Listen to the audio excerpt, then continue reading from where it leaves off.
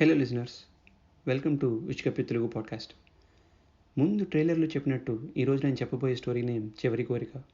మరి ఆ కోరిక ఏంటో వినేద్దామా? బిఫోర్ ఐ ప్రొసీడ్, చిన్న డిస్క్లైమర్ ఏంటంటే ఇందులో కొంచెం వైలెన్స్ ఎక్కువగానే ఉంటుంది. మరి అదే వైలెన్స్ లేకపోతే భగవద్గీత కూడా లేదు. So please bear with me. అలాగే మీరు ఈ స్టోరీ అంతా కూడా ఎట్ ఏ స్ట్రెచ్, అదే గ్యాప్ లేకుండా కంటిన్యూస్గా వింటారని అనుకుంటున్నాను. మీకు 10 మినిట్సే ఉండి మిగిలిన తర్వాత విందాం అనుకుంటే ఇక్కడే పాజ్ చేసేయండి. నా రిక్వెస్ట్ ఏంటంటే ఈ స్టోరీ మీరు కంటిన్యూస్గా వింటేనే బాగుంటుంది. So please next few minutes stories జాగ్రత్తగా ఫాలో అవ్వండి. ఆల్సో ఇందులో అన్ని క్యారెక్టర్స్కి నేనే వాయిస్ ఇచ్చాను. Hope you will enjoy this one. Thank you.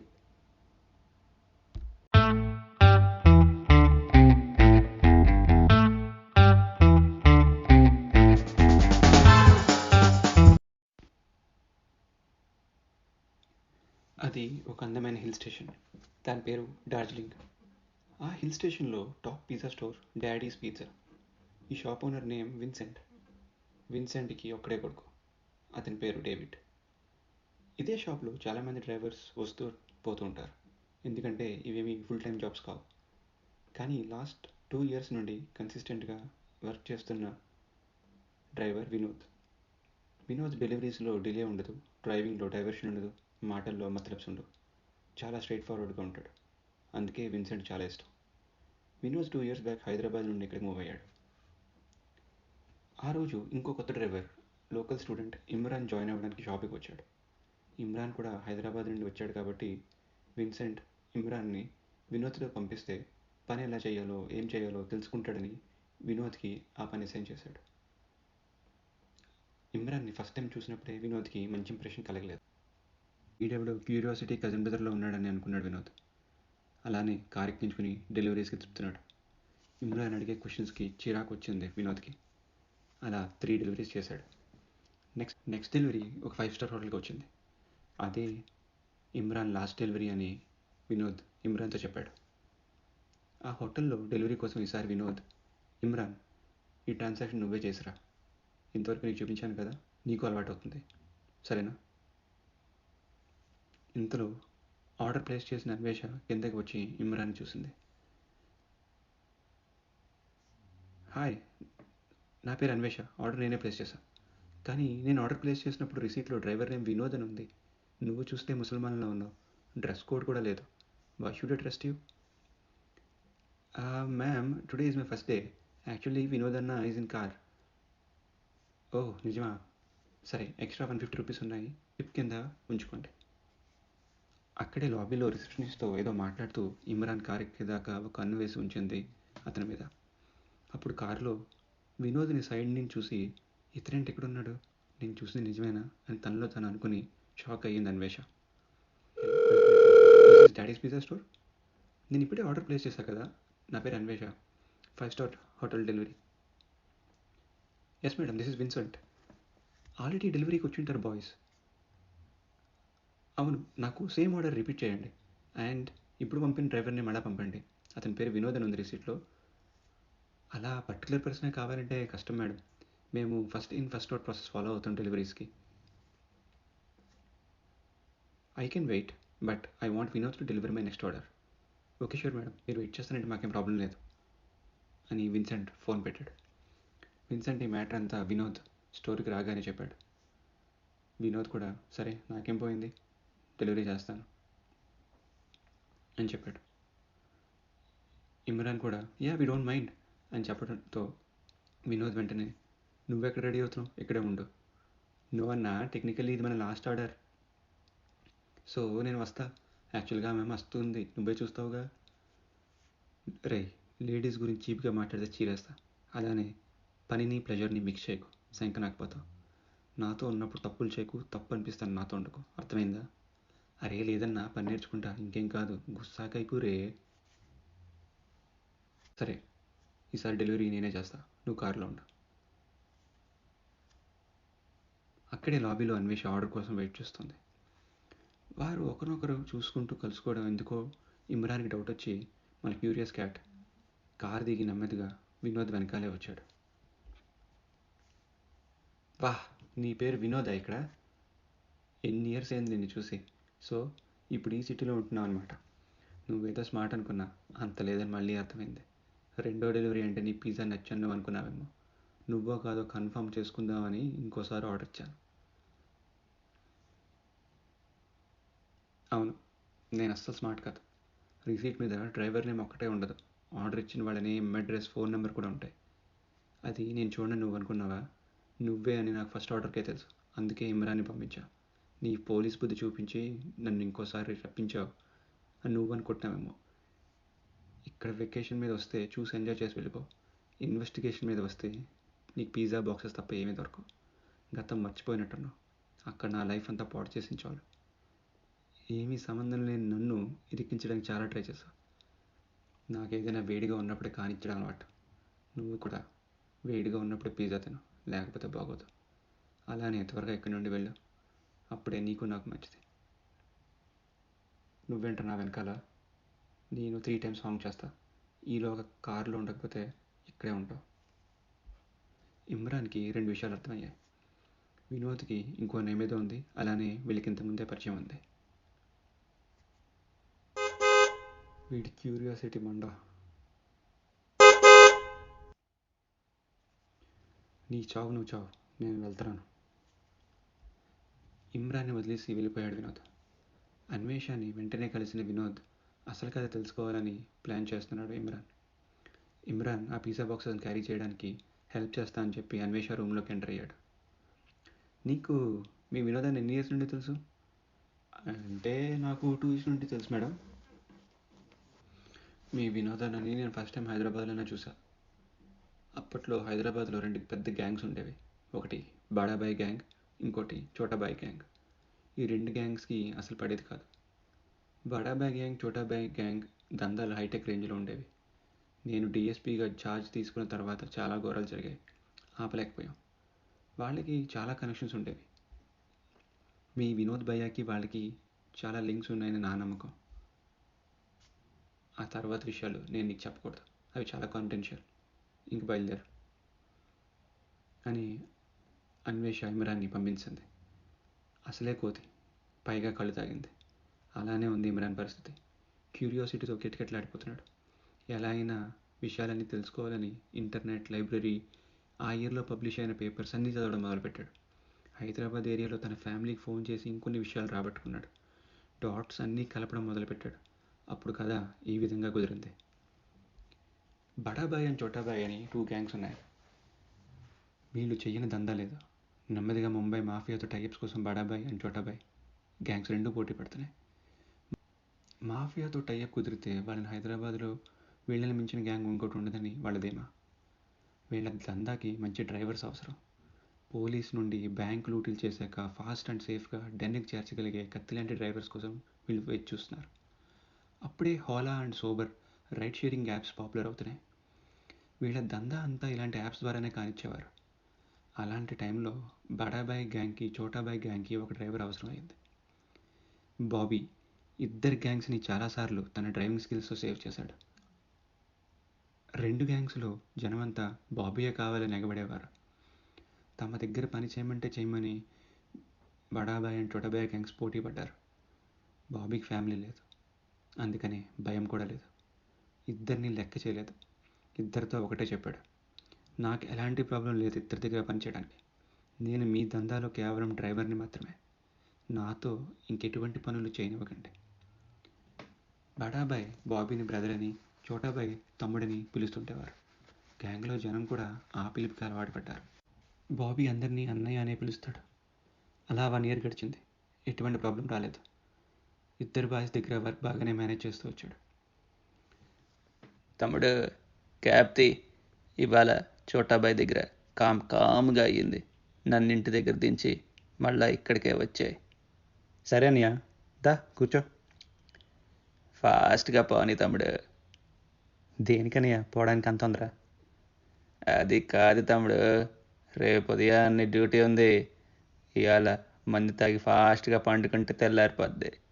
మళ్ళా మార్నింగే ఒకటి ప్లాట్ వేసాం, అందుకే.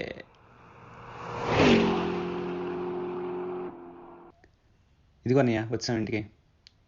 జాగ్రత్త అన్నయ్య. తమ్ముడు నువ్వు కూడా జాగ్రత్త.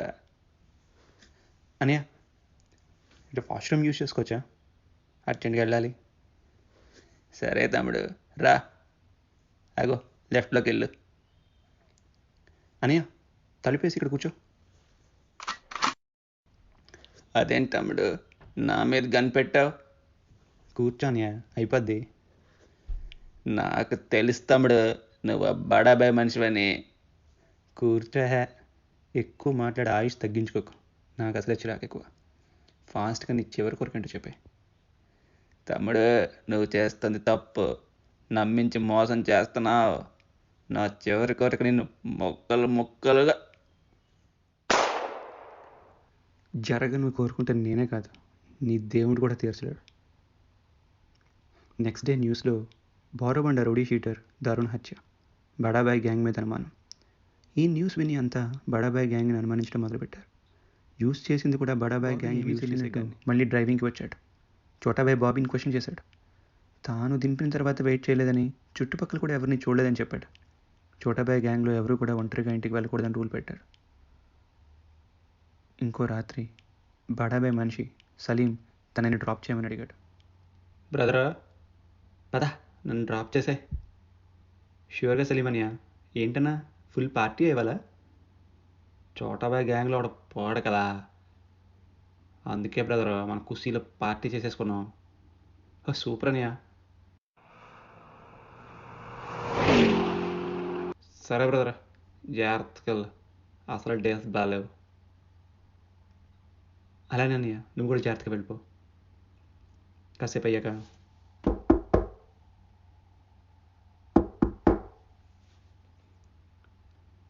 ఏటి బ్రదర్ మళ్ళా వచ్చావు, ఏమైనా మర్చిపోయావా? అంటే బాత్రూమ్ యూజ్ చేసుకుందాం అన్నయ్య. ఓ అదా, రైట్లో వెళ్ళు. సరేనయ్య కలిపేసే. బ్రదర్ ఏంటిది నాకు కనిపెట్టా? కూర్చోనయ్య. మరి రేపు చోటాబాయ్ మనుషులు కూడా ఖుషీగా ఉండాలంటే నువ్వు ఈరోజు పోవాలి కదా. ఫాస్ట్గానే అయిపోతుంది, గ్యారెంటీ నాది. నీ చివరి కోరిక ఏంటో చెప్పే మరి. నాకు తెలుసురా నువ్వు ఆ చోటాబాయ్ కుక్కవనే. ఇప్పుడే కదా నేను డిస్కషన్ స్టార్ట్ చేసాం, అప్పుడే చీప్గా కుక్క నక్క అంటే నాకు గన్నికి నచ్చదు. చూసావా ఎలా పోయావో. చివరి కోరిక ఏంటో చెప్పనే లేదు. సర్లే కొన్ని జీవితాలు అంతే. మూసాపేట రౌడీ షీటర్ సలీం దారుణ హత్య గురయ్యాడు. Chotabhai gang revenge plan and talk. ఇంతలో బాడాబాయ్ గ్యాంగ్లో ఎవరు ఒంటరిగా తిరగకూడదని ప్లాన్ చేసుకున్నారు. ఎవరికి బాబీ మీద కూడా డౌట్ రాలేదు. అలా నెమ్మదిగా ఇద్దరిద్దరు రాత్రులు పగలు ఇంటికి వెళ్తున్నారు. ఎవరు తిరిగి రాకుండా పోతున్నారు. అప్పుడు బడాబాయ్, బ్రదర్ నువ్వు నా మనిషివని ఆ చోటాబాయ్ గ్యాంగ్ అనుమానిస్తున్నారేమో, జాగ్రత్తగా ఉండు. మన వాళ్ళు ఆల్రెడీ చోటాబాయ్ గ్యాంగ్కి టార్గెట్ చేయడం మొదలుపెట్టారు.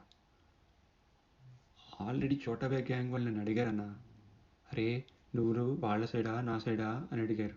నేను చెప్పా కదన్నా డే వన్ నాడే నేను ఎవ్వరి సైడు కాదు, నా కార్ ఎక్కిన మనిషి సైడ్.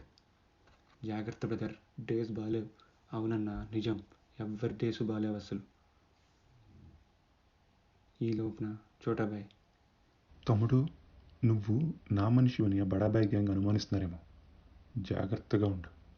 మన వాళ్ళు ఆల్రెడీ బడాబాయ్ గ్యాంగ్కి టార్గెట్ చేయడం మొదలుపెట్టారు. అదే అవుతుందన్నా, అందరూ నేనేదో ఇక్కడ కబుర్లు అక్కడ, అక్కడ కబుర్లు ఇక్కడ చెప్తున్నానని అనుకుంటున్నారు. నువ్వు గోల్డ్వి తమ్ముడు, నేను నమ్మను కదా ఎవరేమి చెప్పినా, ఫికర్ చేయకు. ఈ గ్యాప్లో బడాబాయ్ గ్యాంగ్ అండ్ చోటాబాయ్ గ్యాంగ్స్ మధ్య గ్యాంగ్ వార్ స్టార్ట్ అయింది. చోటాబాయ్ గ్యాంగ్ బడాబాయ్ గ్యాంగ్ మనుషుల్లో 90% చనిపోయారు. మిగిలిన ఉన్న వాళ్ళని బాబీ నెమ్మదిగా అనుమానం రాకుండా చంపేస్తున్నాడు. ఇక మిగిలి ఉన్నది చోటాబాయ్ అండ్ బడాబాయ్. ఈలోప పోలీస్ ఆఫీసర్గా అన్వేష ఎంటర్ అయింది.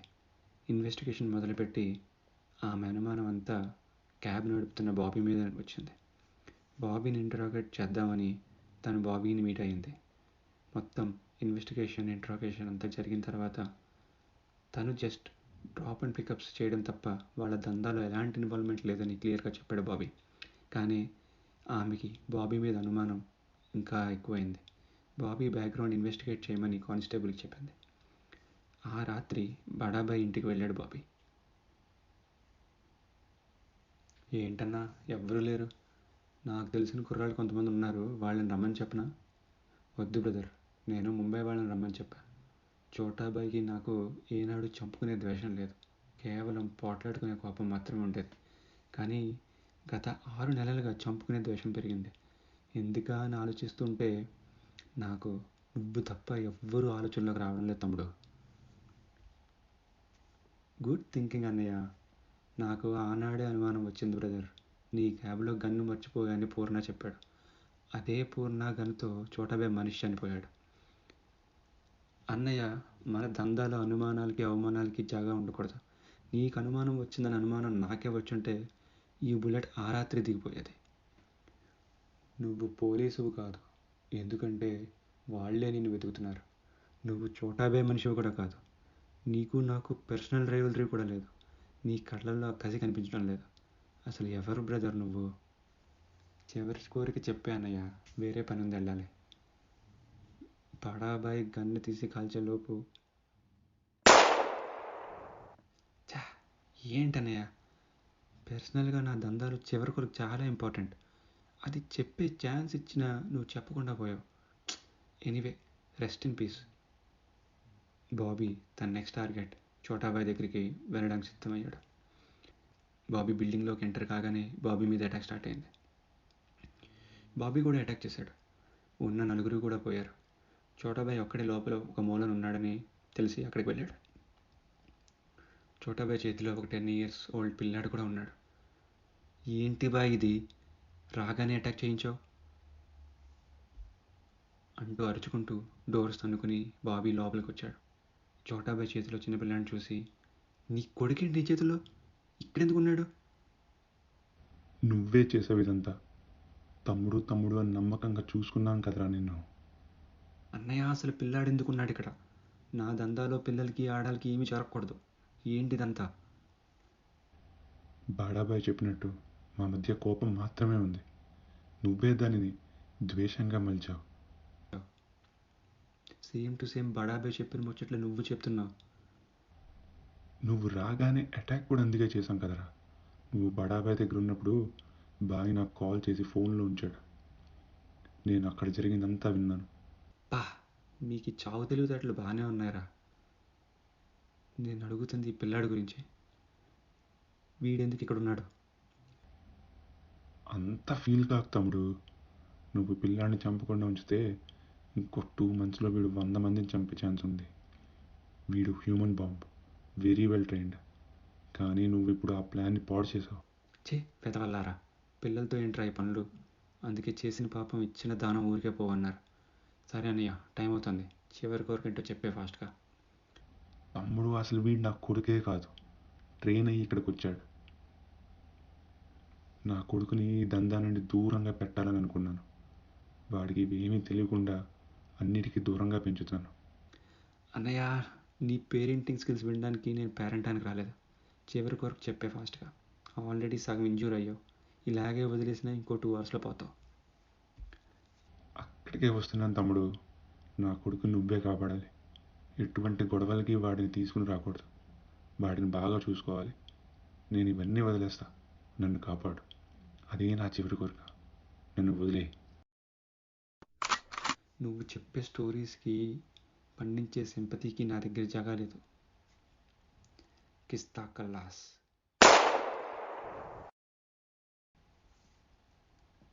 నెక్స్ట్ డే న్యూస్లో హైదరాబాద్లో సెన్సేషన్. ఒక్క రాత్రిలోనే 2 గ్యాంగ్స్టర్స్ చనిపోయారు. జనాలకి భయపడాలో ఆనందపడాలో అర్థం కావడం లేదు. ఇంకో పెద్ద గ్యాంగ్స్టర్ వచ్చాడేమో అని చాలామంది భయపడుతున్నారు.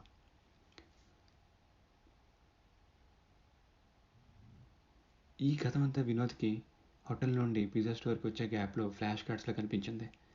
వినోదే బాబీ అయితే అసలు హైదరాబాద్ వదిలి డార్జిలింగ్ ఎందుకు వచ్చినట్టు? పిజ్జా బాయ్గా ఎందుకు చేస్తున్నట్టు? హైదరాబాద్లో అన్ని మర్డర్స్ ఎందుకు చేశాడు? వినోద్కి ఎక్కువగా బాధ కలిగితే సండాక్ఫు ట్రెక్ అని వెస్ట్ బెంగాల్లో హైయెస్ట్ పీక్ ఉంది. అక్కడికి వెళ్ళి తనలో తను మాట్లాడుకుంటూ ఒక పేపర్ మీద తను అనుకున్నది రాసుకుంటూ ఉంటాడు. అక్కడ అలా రాసుకుంటూ, అవును, నేనే చంపాను వాళ్ళని. ఆ రోజు ఆ గొడవల్లో నా రూల్ నేనే బ్రేక్ చేశా. చిన్న పిల్లవాడు చనిపోయాడు. చోటాబాయ్ చెప్పింది అబద్ధం అనుకున్నాను. చివరి కోరు కానీ తనకు కొడుకున్నాడని ఏవో మాటలు చెప్పి బ్రతకాలని అనుకుంటున్నాడు అనుకున్నా. నాకు తర్వాత తెలిసిన ఇన్ఫర్మేషన్ చోటాబాయ్ చెప్పింది అంతా నిజమే. ఆ చిన్నపిల్లవాడు చోటాబాయ్ ట్రైన్ అయ్యి వచ్చిన హ్యూమన్ బాంబ్. చోటాబాయ్ అసలు కొడుకుని వేరే చోట పెట్టి చదివిస్తున్నాడు. అసలు నేను ఎవరని అందరి డౌట్ అయితే నా పేరు తెలీదు, మర్చిపోయాను. ఎందుకంటే అది అవసరం కూడా లేదు. ఏ పేరుతో పిలిచినా పలుకుతున్నాను. ఇక్కడ వినోద్, హైదరాబాద్లో బాబీ, ఢిల్లీలో అలీ, చెన్నైలో సెల్వా. అలా వెళ్ళిన ప్రతి చోట కొత్త పేరు, కొత్త భాష. గత 15 ఏళ్ళుగా ఇండియన్ ఏజెన్సీ 5 ఐస్కి వర్క్ చేస్తున్నాను. నేను రిక్రూట్ అయినట్టు నా రిక్రూటర్కి తప్ప ఇంకెవరికి తెలియదు. I am the greatest spy in Indian history. ఇప్పటిదాకా 25 మిషన్స్ చేశా అండ్ 100% ట్రాక్ రికార్డ్. మా డిపార్ట్మెంట్ పోలీస్తో, రాతో, సిబిఐ, ఎన్ఐతో వర్క్ చేయదు. ఓన్ కంట్రీలో కూడా మేము ఎవరి హెల్ప్ తీసుకోం. అందుకే మేము వెళ్ళే చోట క్లూస్ కానీ కవరప్స్ కానీ ఉండవు. అయితే సక్సెస్, లేకపోతే డెత్. చోటాబాయ్ అండ్ బడాబాయ్ అసలు మా టార్గెటే కాదు. వాళ్ళ ముంబై మాఫియాతో లింక్ పెట్టుకునే వరకు అసలు వాళ్ళని పట్టించుకోలేదు. మాఫియాతో లింక్స్ కోసం చాలా ట్రై చేశారు ఇద్దరు. వాళ్ళు చాలా దారుణాలు ప్లాన్ చేశారు. అందుకే మొత్తం క్లీనప్ చేశాను. ఇదంతా తాను ఒక పేపర్ మీద రాసుకుని ఆ పేపర్ని కాల్ చేశాడు. అలా ఫ్రస్ట్రేషన్ని బయట పెట్టుకున్నాడు. అక్కడి నుండి బయలుదేరుతూ డార్జిలింగ్కి రావడం గల కారణం గురించి ఆలోచిస్తూ, అసలు ఇక్కడ రావడానికి మెయిన్ రీజన్ విన్సెంట్ కొడుకు డేవిడ్. అసలు డేవిడ్ విన్సెంట్ కొడుకే కాదు. విన్సెంట్ చోటాబాయ్కి మేనల్లుడు. డేవిడ్ కూడా చోటాబాయ్ చెప్పినట్టు అతని కొడుకు. ఈ ఊర్లో విన్సెంట్ కొడుకులా పెరుగుతున్నాడు. వాడిని కాపాడని వాళ్ళ నాన్న చివరి కోరిక కనుక నేనెవరో వాళ్ళకి తెలియకుండా ఈ పిజ్జా డెలివరీ బాయ్లా చేస్తున్నాను. అలానే వాళ్ళ మీద ఒక కన్ను వేసి ఉంచుతున్నాను. ఇది నా బేస్ కింద ఏర్పాటు చేసుకున్నాను. ఇక్కడ నుండి అన్ని ఆపరేషన్స్ చేస్తూ డ్యూటీకి మెయిన్ ఇంపార్టెన్స్ ఇస్తున్నాను. నా ఇన్ఫార్మర్స్కి కూడా తెలియదు నేను ఎక్కడ ఉంటానో, ఎలా ఉంటానో. ఇండియాస్ గ్రేటెస్ట్ స్పై అంటే నేను ఎవరో తెలియకుండా ప్రాణాలు విడవడమే. చెప్పాను కదా నా పేరు గుర్తులేదని. మళ్ళీ ఎక్స్పెక్ట్ చేస్తారేంటి?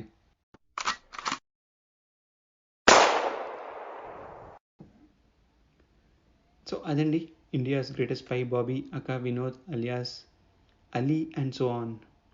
అలా వినోద్ ఎవరికీ తెలియకుండా కేవలం తనని రిక్రూట్ చేసిన ఒక వ్యక్తికే తన స్పై అని తెలిసేలా వర్క్ అంతా కంప్లీట్ చేస్తూ వచ్చాడు. ఇంకా డీటెయిల్గా తన క్యారెక్టర్ని ఎస్టాబ్లిష్ చేద్దాం అనుకున్నా, కానీ ఇప్పటికే 20+ మినిట్స్ అయింది కదా. మీకు నచ్చిందని ఆశిస్తున్నాను. మీకు నచ్చినట్టయితే మీ ఫ్రెండ్స్కి ఫార్వర్డ్ చేయండి, ఫ్యామిలీకి రికమెండ్ చేయండి. కమెంట్స్ అండ్ కాంప్లిమెంట్స్ కూడా డైరెక్ట్గా ట్విట్టర్లో పోస్ట్ చేయవచ్చు. అలానే gupchuppodcast@gmail.comకి ఈమెయిల్ కూడా చేయవచ్చు. నెక్స్ట్ స్టోరీ గురించి చిన్న ట్రైలర్ లాంటిది కొన్ని డేస్లో అప్లోడ్ చేస్తాను. అందులో వాటి డీటెయిల్స్ ఇస్తాను. మరి అప్పటి వరకు ఉష్ గప్చుప్.